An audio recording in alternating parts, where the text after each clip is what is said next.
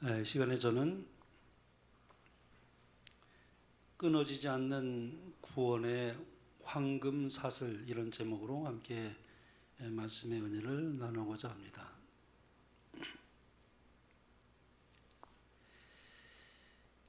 먼저 로마서 우리 8장 29절로 30절에는 말씀을 봉독하겠습니다.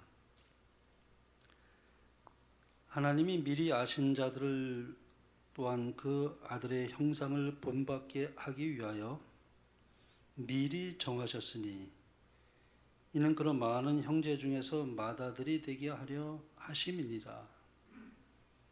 또 미리 정하신 그들을 또한 부르시고 부르신 그들을 또한 의롭다 하시고 의롭다 하신 그들을 또한 영화롭게 하셨느니라. 성경을 많이 연구한 우리 신학자들은 이 로마서 8장 29절로 39절로 40절에는 말씀을 구원의 황금사슬이다 그렇게 명명을 했습니다. 여기서 이제 특기할 만한 사실은 바울이 여기 문장을 이끄는 동사들의 흐름을 우리가 좀 한번 주시해 볼 필요가 있습니다. 5개의 동사를 연속적으로 이렇게 나열하고 있는데요. 1번은 미리 아시고, 그 다음에는 이제 2번은 미리 정하시고, 이 예정입니다. 그 다음에 3번째는 부르시고, 그 다음에 4번째는 의롭다 하시고, 이 칭의입니다. 그리고 마지막으로 영화롭게, 영화롭게 하셨느니라. 동사를 이렇게 계속해서 5 동사를 이렇게 나열하고 있는 것이 좀 특기할 만한 사실입니다. 그래서 아마 이러한 모든 그런 5개의 단어가 하늘로 가는 데 있어서 구원의 황금 사슬과 같다. 그렇게 이제 학자들은 그렇게 표현을 했습니다. 근데 여기 특이할 점이 또 하나 있습니다. 여기 영화롭게 하셨느니라. 과거형으로 쓰여졌어요. 영화는 미래에 될 일이거든요. 예수님 재림하실 때 우리가 영화롭게 되죠. 그런데 여기 사도 바울은 과거형을 썼습니다. 그것은 성도들의 그 최종적인 승리가 하나님의 구원의 계획 안에서 이미 확정된 사실을 강조하기 위해서 미래적으로 쓰지 않고 사도 바울은 이제 과거형을 쓰고 있습니다. 예를 들어서 이제 암벽 등반가가 가파른 절벽을 오르고 있습니다. 그 위에서 단단히 고정된 로프가 그를 붙들고 있다면 그는 떨어질까봐 두려워할 일이 없어요. 뭐 등산 등반가들이 그 밧줄이 끊어질까봐 두려워서 그렇게 하는 법은 없습니다. 왜 그럴까요?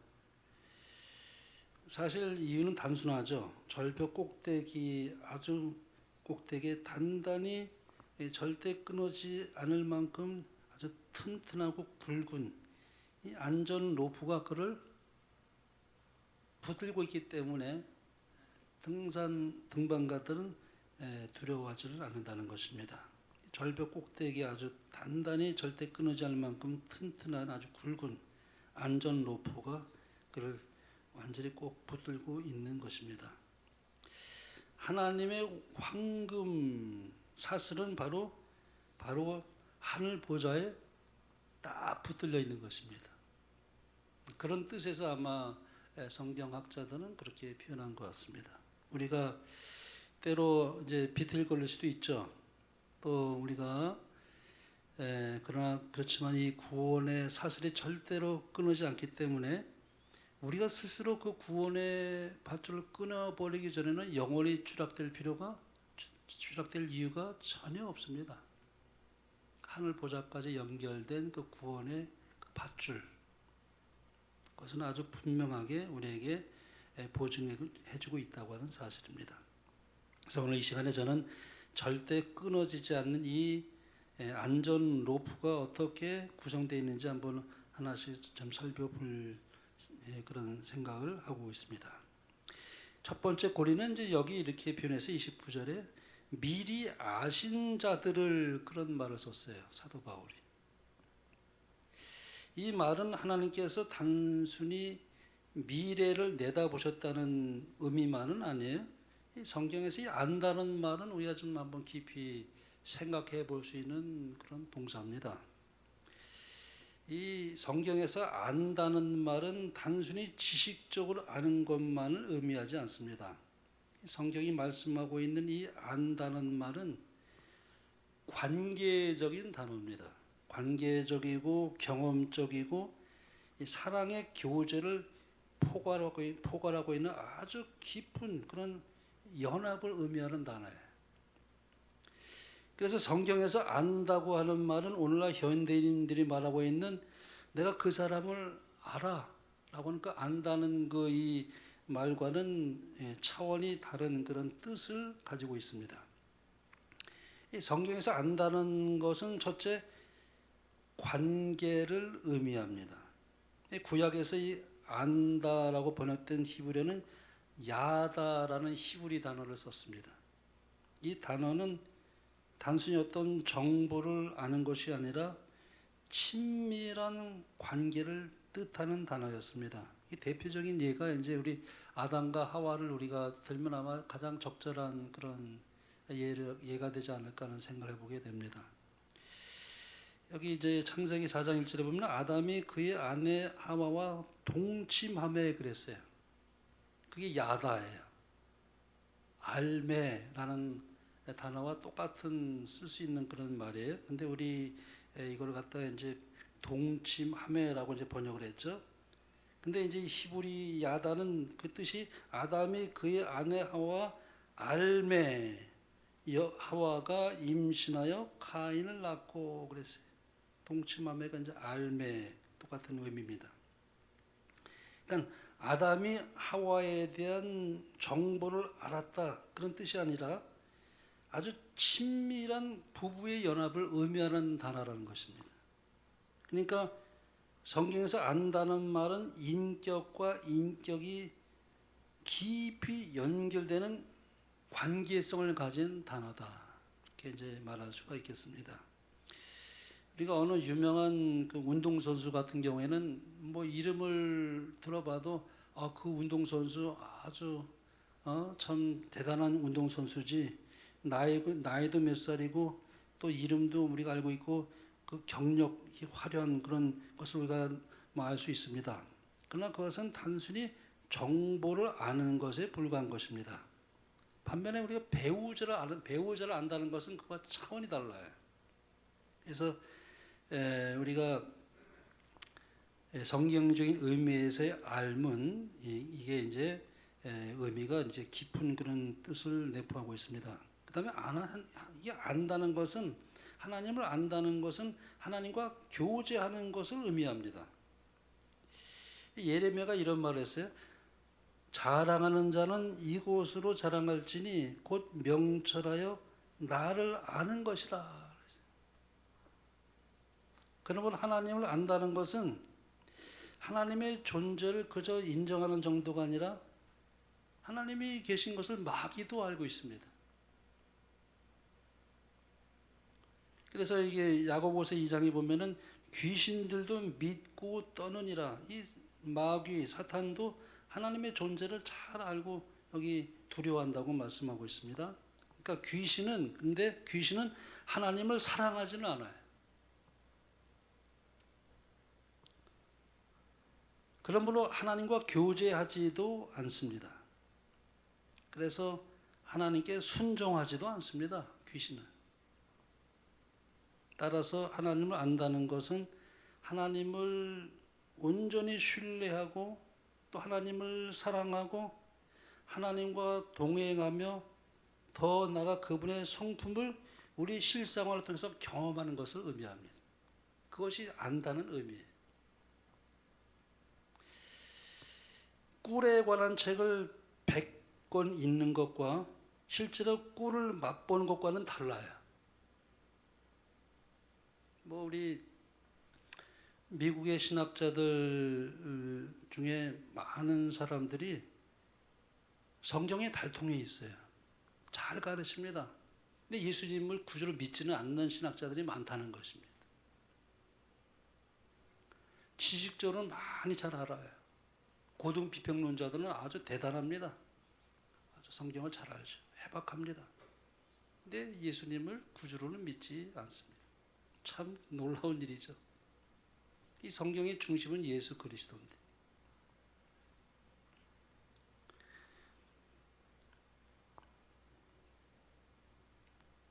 그러므로 하나님에 대해서 단순한 어떤 지식적인 정보를 갖는 것과 하나님을 개인적으로 경험하는 것과는 완전히 다른 차원의 이야기라고 말씀드릴 수 있습니다. 이 성경이 말씀하고 있는 이 안다는 표현은 꿀을 맛보는 것 같은 그런 것이라고 우리가 말씀드릴 수가 있겠습니다.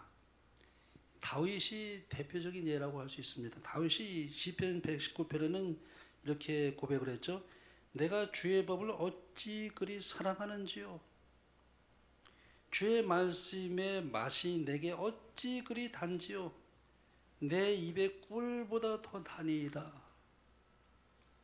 그러니까 다윗은 이 말씀을 묵상하면서 하나님과의 깊은 관계 속에서 자기의 생활 속에서의 경험을 통하여 그 말씀이 자기의 심령에 아주 꿀같이 꿀송이처럼 타는 그런 마음의 심령을 그대로 고백하고 있습니다. 이 안다는 것이 이렇게 차원이 좀 틀립니다. 그러므로 로마서 여기 오늘 8장 29절에서 하나님이 미리 아신 자들 이렇게 말씀할 때 이게 미리 아셨다는 말은 단순히 하나님께서 미래를 미리 내다보셨다는 그런 의미만이 아니라 하나님께서 창세 전부터 사랑으로 우리를 알고 계셨다 그런 의미예요. 놀라운 말씀이에요. 내가 이 땅에 태어나기도 전에 하나님은 창세 전에 나를 아셨고 사랑의 관계로서 그렇게 알고 있었다는 그런 표현이 여기 들어가 있습니다. 우리가 사람이 얼마나 가치 있는 존재인지 이 땅에 태어난 것만도 해도 엄청난 가치를 가진 존재입니다. 하나님이 미리 아셨어요. 이 부모의 마음을 한번 제가 좀 생각해 봤습니다. 엄마는 아이가 태어나기도 전에 이미 그 아이를 사랑합니다. 이 뱃속에 있는 그 아이. 그래서 미리 옷도 준비하고 어떤 분은 미리 이름까지도 지어요. 태어나지도 않았는데.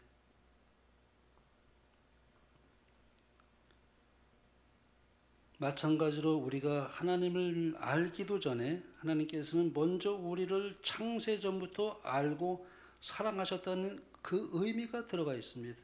정말 중요한 말씀이에요. 근데 예수님이 마태복음 7장 23절에 이런 말씀을 했어요. 내가 너희를 도무지 알지 못하니 불법을 행하는 자들아 내게서 떠나가라 하리라. 여기 이 대상은 예수님의 이름으로 귀신도 쫓아내고 큰 일을 많이 행했던 그런 아주 정말 그런 사람들인데 예수님이 그들에게 하시는 말씀이 내가 너희를 도무지 알지 못한다 그랬어요. 놀라운 건 이것은 예수님께서 그들의 이름을 몰라서 하신 말씀이 아니라는 것이죠. 예수님께서는 모든 사람을 다 알고 계십니다. 속속들이 다 알고 계셔요. 그런데 왜 예수님께서 그들을 알지 못한다고 하셨을까요? 그들과 관계가 없었다는 얘기입니다. 어떤 유명 인사가 TV에 나왔어요. 저와 여러분은 그 이름만 들어도 잘 아는 유명 인사입니다. 하지만 그 유명 인사는 저와 여러분을 잘 몰라요. 왜 그럴까요? 관계하지 않았기 때문에. 마찬가지로 많은 사람들이 예수님에 대해서 알고는 있지만 예수님과 실제로는 관계를 맺지 않고 살아간다는 사람이 많다는 것입니다. 왜 제가 이 말씀 드리냐면 열천의 비유를 제가 깊이 묵상하면서 읽어봤는데 거기에 그런 표현이 나와요. 어리석은 처녀, 5처녀 이야기가 나오지 않습니까? 사실 이 10처녀에 비해서 이 어리석은 5처녀의 비유는 참 심각한 이야기입니다. 실물교훈에 보면 이렇게 묘사하고 있는데요. 제가 한번 영감의 글을 천천히 한번 묵상하면서 함께 읽어보면 좋겠습니다. 그리스도께서는 신랑을 기다리는 무리를 내려다보시면서 제자들에게 10처녀의 이야기를 말씀하셨는데 그들의 경험을 예로 들어 당신의 재림 직전에 있을 교회 경험을 설명하셨다. 신랑을 맞기 위해 기다리고 있는 두 종류의 처녀는 주님을 기다린다고 자칭하는 두 종류의 사람들을 대표한다. 그러니까 재림신자라고 말해도 과언이 아니겠습니다. 그들을 처녀라고 부른 것은 저희가 순결한 신앙을 지킨다고 공언하기 때문이다. 비유 가운데 10처녀가 다 신랑을 맞기 위하여 나아갔다. 모두가 다 등과 기름 담을 그릇을 가지고 있었다. 처음 얼마 동안은 그들 사이에 별다른 차이를 볼 수 없었다. 이와 같이 그리스도의 재림 바로 전에 사는 교회도 그러하다. 모든 사람이 다 성경의 지식을 가지고 있고 그리스도께서 오실 때가 가까웠다는 기별을 들었으며 그분이 오실 것을 확신하며 기다리고 있다. 보라, 신랑이 오다. 맞으러 나오라고 부르실 때에 준비되지 못한 사람이 많을 것이다. 이것은 심각한 얘기거든요. 그들은 성령이 결핍되어 있다. 하나님의 성령이 없이 하나님의 말씀만 아는 것은 아무 소용이 없다. 우리가 비록 성경의 말씀과 약속들에 정통하다 할지라도 하나님의 영이 진리를 깊이 깨닫게 하지 않을 것 같으면 우리의 품성은 변화되지 않을 것이다. 저희는 성령의 역사에 순종하지 않았다. 그들은 반석 되시는 예수님의 위에 떨어져 저희의 옛 성질을 깨트리려 하지 않았다. 성령이 사람의 마음속에 역사하게 되고 이 역사를 당사자가 갈망하고 동의하게 될 때 그의 안에는 새로운 품성이 심어지게 된다. 그러나 미련한 처녀로 대표된 계급은 단지 피상적이고 표면적인 행위만으로 만족하는 자들이다. 그 다음에 아주 여기 중요한 말씀이 있어요. 그들은 하나님을 알지 못한다. 그들은 하나님의 품성을 연구하지도 않고 하나님과 교제하지도 아니한다. 그러므로 그들은 하나님을 의지할 줄도 모르고 하나님을 쳐다보고 살 줄도 모른다. 이렇게 말씀하고 있습니다. 그러니까 예수님의 재림을 기다리는 데 있어서 실패한 사람들의 그 가장 큰 원인은 뭐냐면 하나님을 알지 못했다는 것입니다. 그래서 영생은 뭐냐면 하나님을 아는 것입니다. 이거는 교파를 초월합니다. 저는 이렇게 말씀드려요. 우리 제7안신 제중교회는 아주 큰 밝은 빛을 가진 진리의 백성임에 틀림없습니다. 요한계시록에 나와 있는 세 천사의 기별을 전하는 파수꾼의 사명을 받은 이 교회는 어느 교회가 대신할 수가 없어요. 우리가 이 교회에 있다는 것은 얼마나 큰 특권입니까? 근데 재림교회에 들어왔다고 다 구원받는 것은 아니라는 것입니다.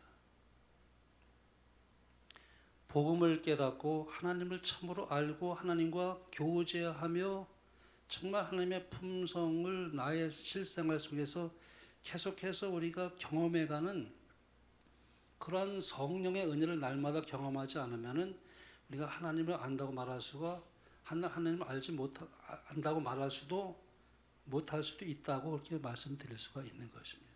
하늘에 가면 그렇잖아요. 재림 교회 신자들만 있습니까? 그렇지 않아요.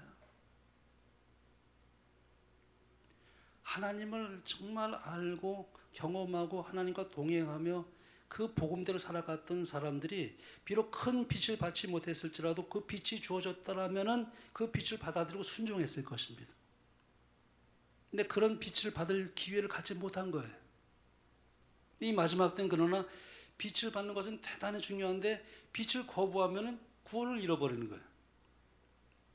우리가 이스라엘 전사의 기별을 전하는데 그 기별을 안 받아들이고 마지막 때에 가서 결정적으로 하나님의 권위가 드러나는 하나님의 인과 짐승의 표가 완전히 드러나는 그때에 그럼에도 불구하고 빛을 거부한다면은 구원을 받을 수가 없겠죠. 그런 걸 우리가 재림교회 교인으로서 얼마나 우리가 참 감사합니까? 이 얼마나 큰 특권을 누리고 있습니까? 그러나 그럼에도 불구하고 5 처녀의 어리석은 처녀의 내 그 불에 들어간다면 얼마나 큰 불행한 일이 되겠습니까? 근데 그들의 특성이 뭐냐면 하나님을 알지 못했다는 것입니다. 영생은 하나님을 아는 것이라고 예수님께서 말씀하시는데요. 영생은 곧 유일하신 참 하나님과 그의 보내신 자 예수 그리스도를 아는 것이다 그랬어요. 보통 우리는 영생하면은 영원히 사는 것이라고 이렇게 생각을 합니다. 그러나 예수님은 여기 영생을 뭐라고 말씀했냐면 하나님을 아는 것이라고 말씀했습니다. 왜냐하면 영생은 단순히 끝없는 시간을 의미하지 않습니다. 하나님과의 영원한 관계 속에서 그 시간 속에서 영원히 하나님과 함께하는 그 의미가 여기 담겨 있습니다. 그래서 사랑하는 사람과 함께 보내는 그 한 시간은 참 대단히 짧게 느껴져요. 그렇지 않습니까? 사랑하는 사람과 연애할 때 한 시간이 얼마나 후딱 지나갑니까?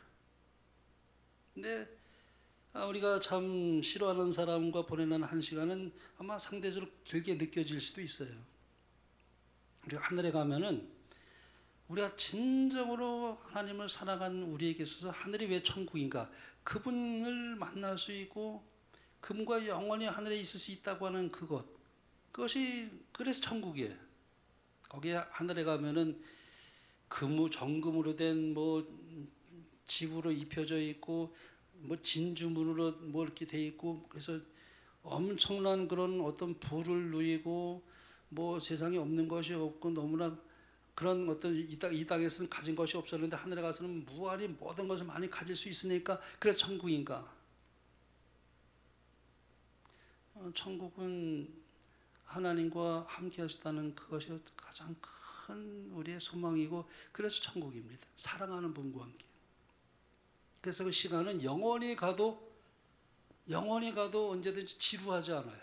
하늘에 가면. 하늘에 가서 지루한다면 천국이 될 수가 없죠.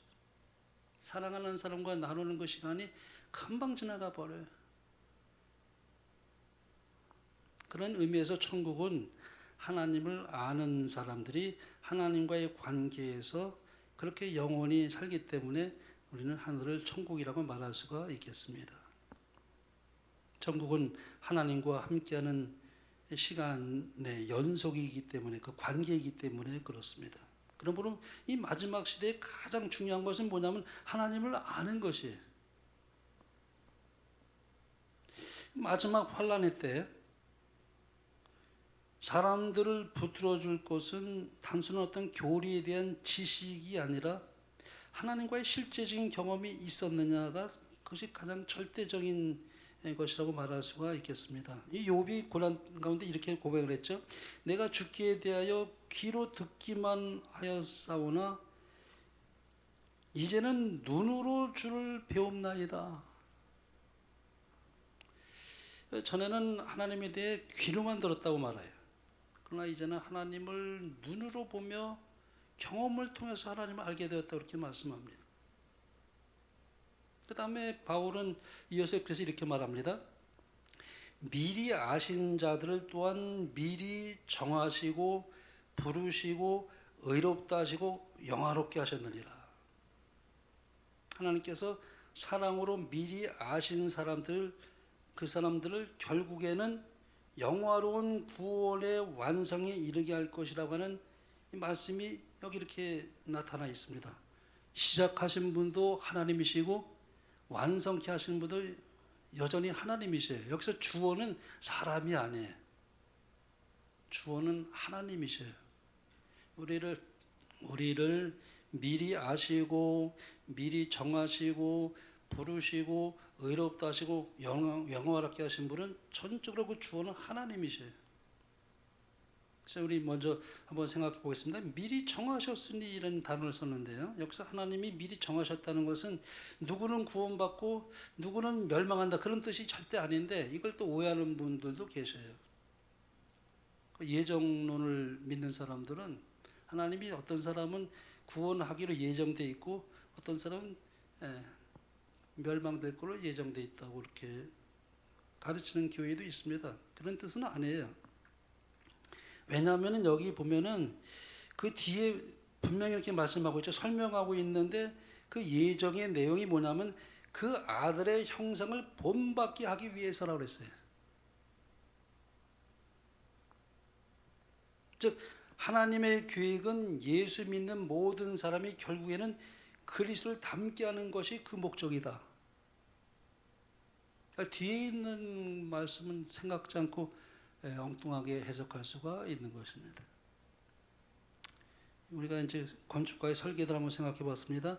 건축가는 집을 짓기도 전에 설계도를 미리 먼저 그려요. 그 설계도에 보면은 이미 완성된 집의 모습이 들어가 있습니다. 건축가에게는.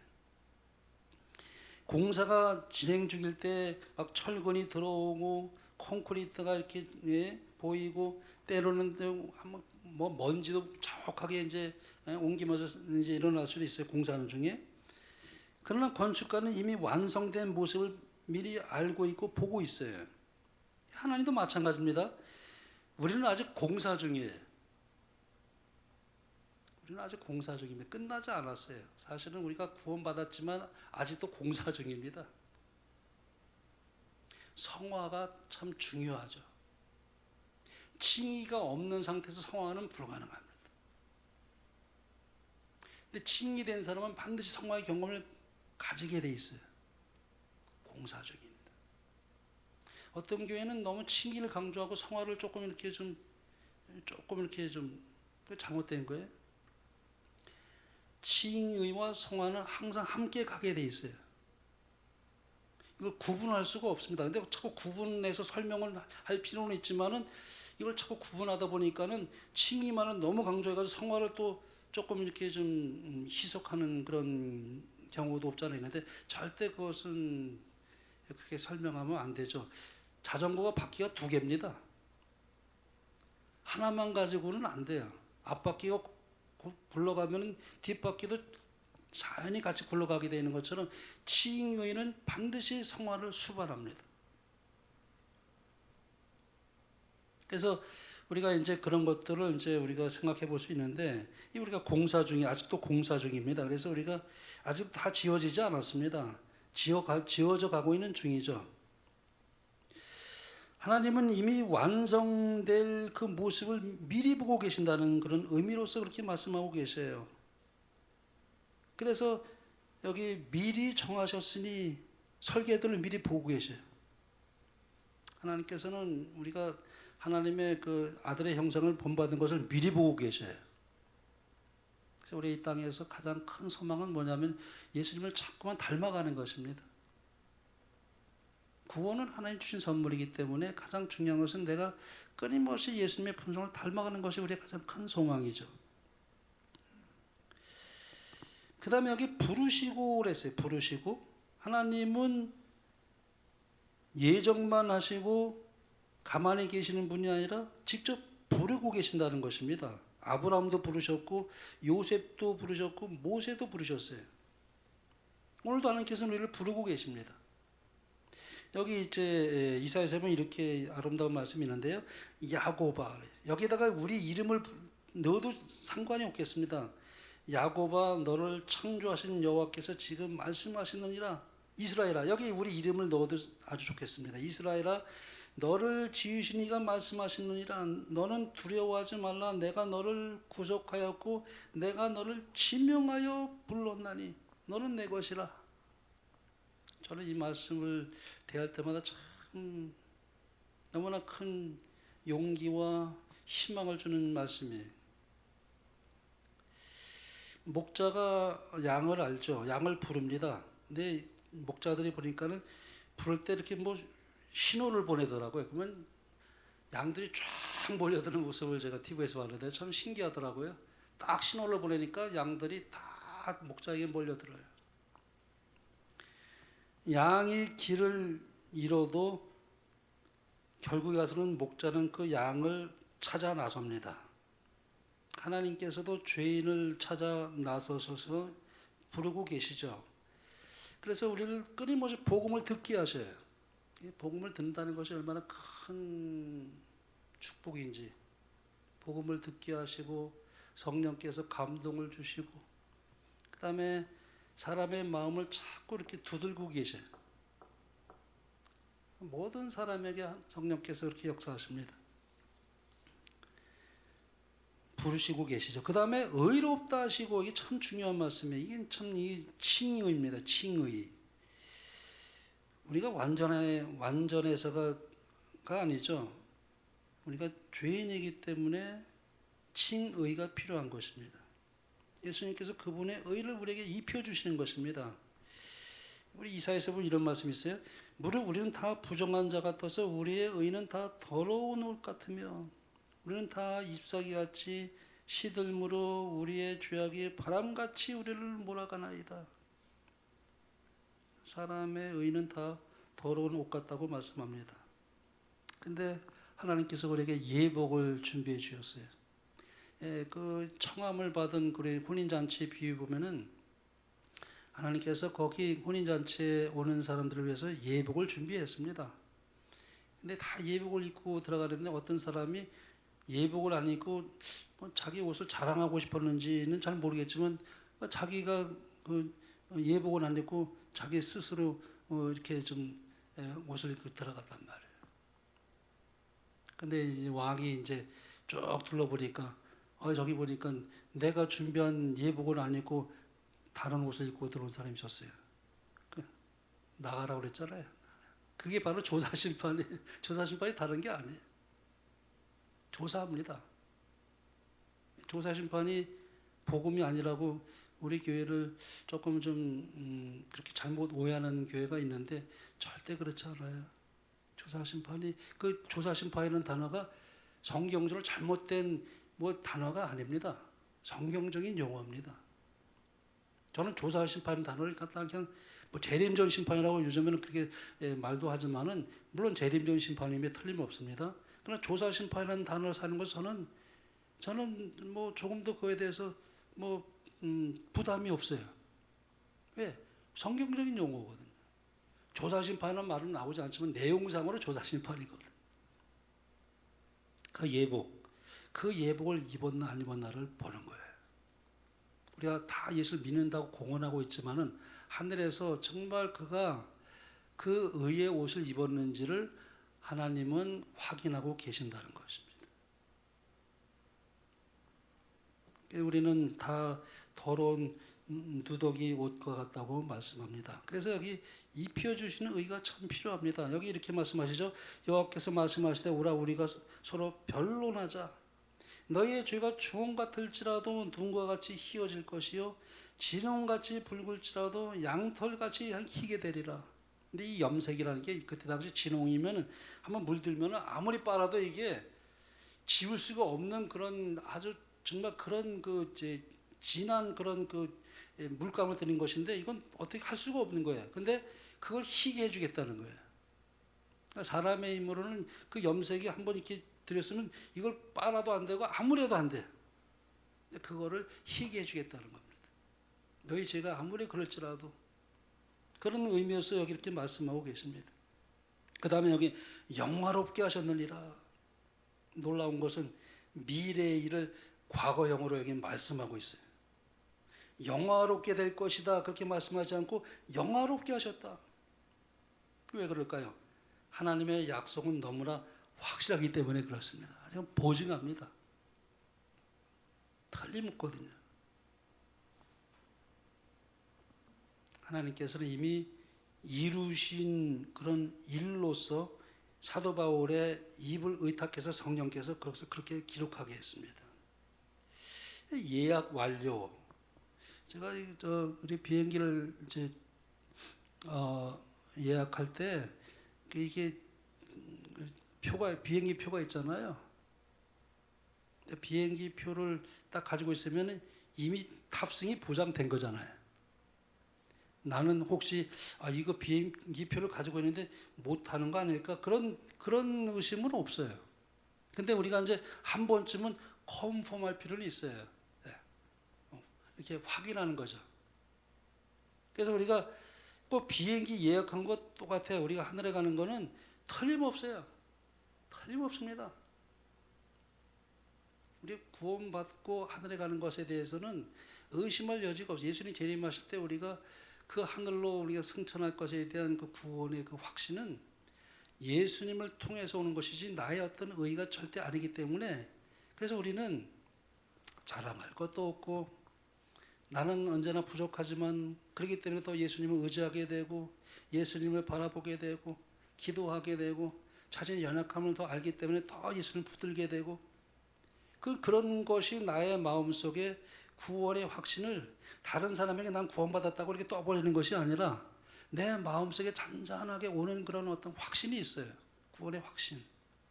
주님을 바라볼 때는 구원의 확신이 틀림없이 옵니다. 근데 나를 바라보면은 내가 어떻게 구원을 받을까? 나 같은 부족한 사람이 어떻게 구원을 받을 수 있을까? 이게 좀 마틴 루터가 그런 고백을 했습니다. 내 자신을 볼 때는 내가 어떻게 구원을 받을까 염려가 되지 않을 수가 없다. 일단 내가 예수를 바라볼 때 내가 구원을 잃어버린다는 것은 상상도 못한다.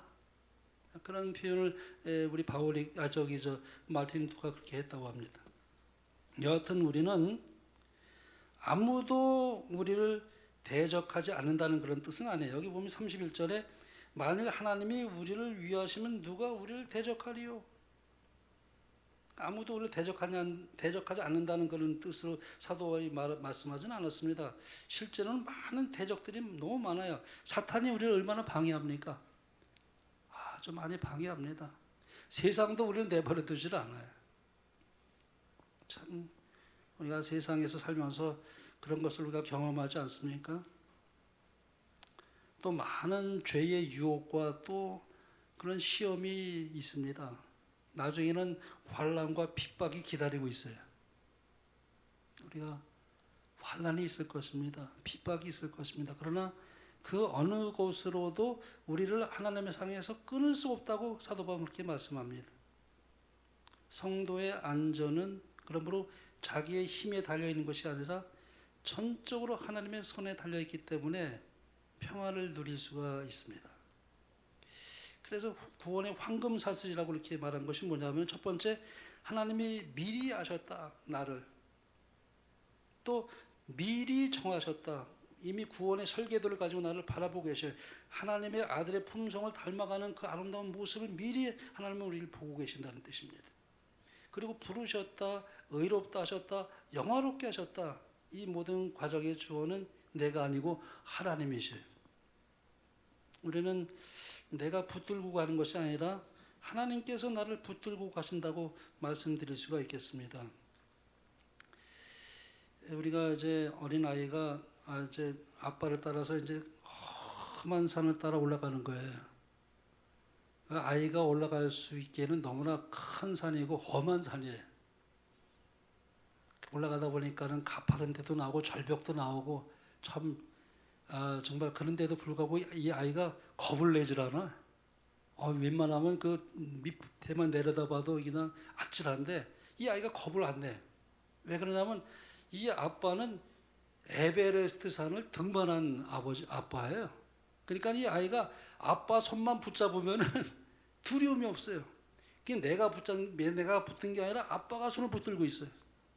그래서 우리가 잠깐 이렇게 애가 가다가 또 넘어질 수도 있고 뭐 또 이렇게 좀 막 그렇게 뭐 그럴 수도 있지만 위험을 할 때마다 아빠가 딱 붙들고 있기 때문에 걱정이 없어요.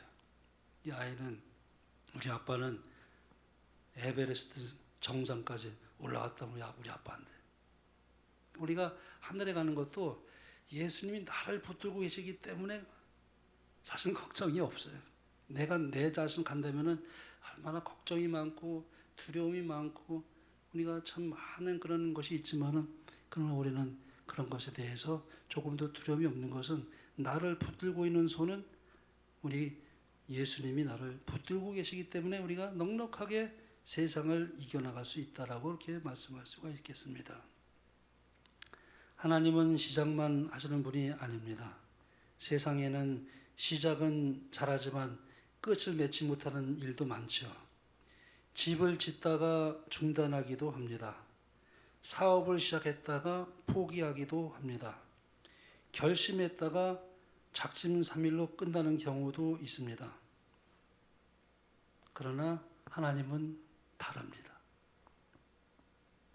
하나님은 시작하신 일을 반드시 완성시키는 분이라고 말씀하고 계십니다. 그래서 오늘 본문에서 구원의 시작부터 완성까지 모든 과정이 하나님의 손안에 있음을 보면서 성경학자들은 그래서 그렇게 부활의 황금 사슬이다.